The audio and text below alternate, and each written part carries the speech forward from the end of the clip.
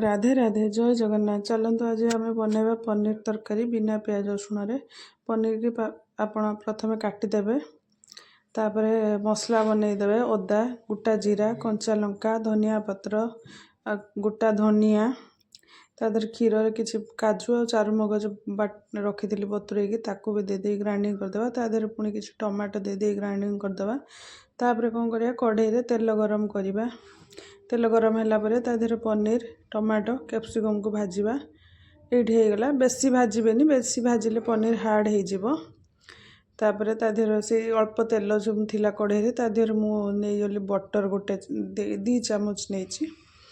तापर गरम है तादेह बाटी रखा मसला को देकी कषा।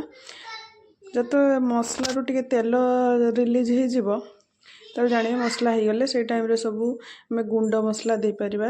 जीरा गुंड, धनिया गुंड, लंका गुंड, आउ काश्मीरी रेड चिली पाउडर, मेथी पत्र बिना पनीर टेस्ट भल आसबनी।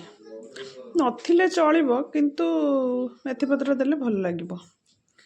तापर कषिबे। कषला परे मु किछि क्षीर और टिके सर थिला मो पाखरे ताकू दे कषिदेली। तापर टे पानी देदेली कषाला परे पुणी तेल रिलीज हो गले जानवे जे मसला हो गला।